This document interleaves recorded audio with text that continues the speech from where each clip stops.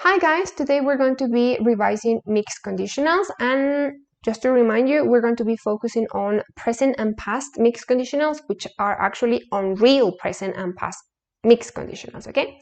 Let us start. So, when do we use mixed conditionals? We use it whenever we're writing or when we're speaking, okay?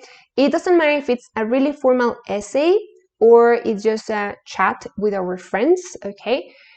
Because, well, they are present anytime that we want to discuss these unreal situations. The way to make them more formal is when we use less contractions, and the way to make them more informal is when we start using a lot of contractions, okay?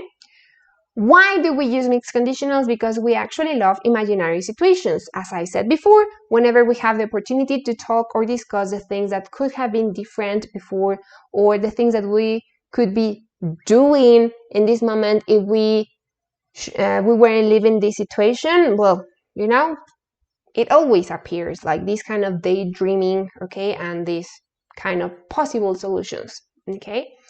What are mixed conditionals? To start with, they are unreal situations, always unreal. They cannot happen, and they could be in present, past, or future. Remember that they are mixed, and that's why we're mixing the tenses here of something that happened in the past and affecting the present, or something that happened in the past affecting the future, okay? So anyway, I'm going to focus on the part of present and past as I did before.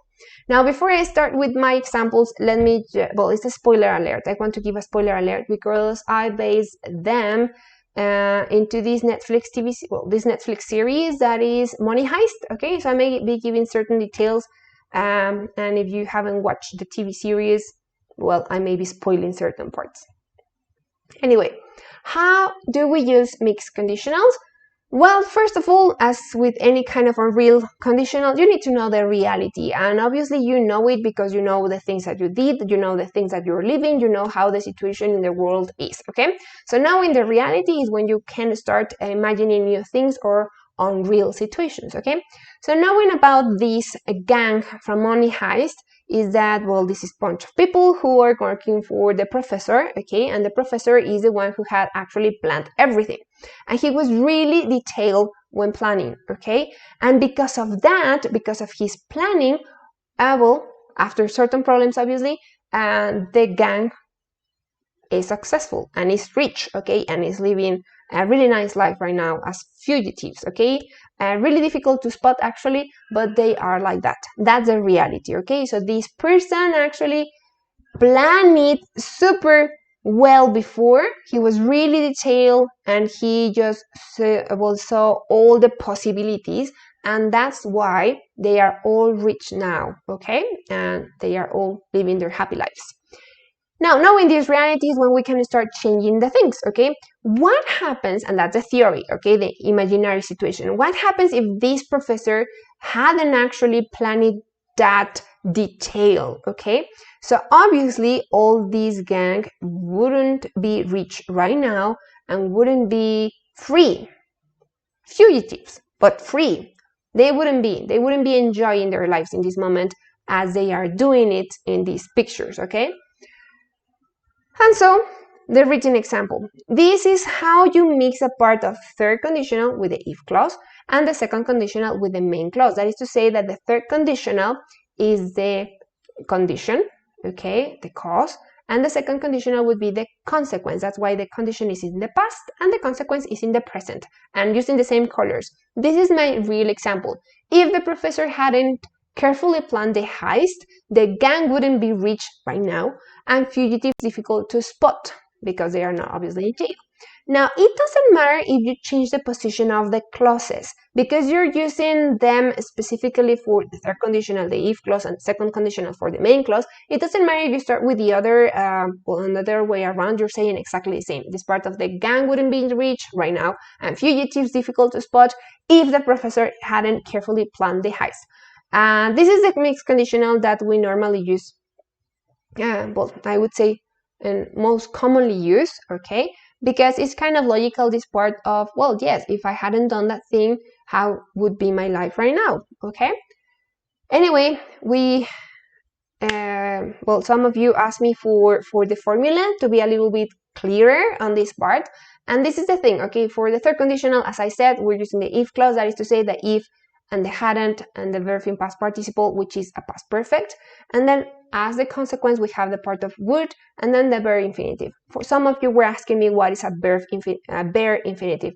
Bare is to say that it's naked, okay? So normally an infinitive is composed by two words, to run or to eat. A bare infinitive would be just the same verb without the to, run and eat. Okay, so would run and would eat. That is all. Okay, just a name to give to that verb. Okay, and again, here I put the formula for the clauses just in another position. It doesn't change the meaning as I told you before, but it's a change position that you can also use. Now, the other mixed conditional, okay? And now how you use it, how do you use it is exactly the same. You need to know the reality. And now I'm going to be talking about Tokyo, one of the obviously main characters, because she's even the narrator of the whole story, okay? So Tokyo is quite impulsive, is hot-headed. Okay, so she gets angry really, really fast, and she's a really active person. She does things before thinking, okay? And because of that, she has had a lot of problems. In one moment of the series, she got all the gang, or well, not all the gang, the leader of the gang in the Royal Mint of Spain, okay? To kick her out from the gang and from the place, okay? And because of that impulsiveness, because of that, spirit thing that she has, she found a way to just go back into the Royal Mint, okay? And so that's a reality, okay? So she's like that, and those things happen because of that personality that she has. Now, the theory. What if she were more amenable, okay? A person that you can actually convince to do the things, to make her think before acting, that is a little bit more flexible, easier to work with, that is not explosive, quite contrary of the thing that, well, Tokyo is, okay? So obviously she wouldn't have had those problems, okay? She wouldn't have been kicked out of the team. She wouldn't have to found a solution to just get in again, okay? And that's why my example. So here we have the part of second conditional with the if clause, the condition there, and the consequence as the main clause in third conditional affecting the past. How can that work? Okay, so we have if Tokyo weren't or wasn't, both options are possible, and I've already explained that. So unpredictable and explosive, okay, or even in a positive way. If she were more amenable, the gang wouldn't have expelled her from the heist, and she wouldn't have found a way to come back. And again, if you change the position of the clauses, it doesn't matter because you're using the parts that are important, that are actually giving you the main idea, okay? So the gang wouldn't have explained, come on. Okay, the gang wouldn't have expelled her from the heist, and she wouldn't have found a way to come back if Tokyo weren't or wasn't so unpredictable and explosive, or if she were more amenable, okay? So here again, you have some part of personality that if she didn't have it, the things would have been different in her life previously. She probably wouldn't even have been, a robber, okay?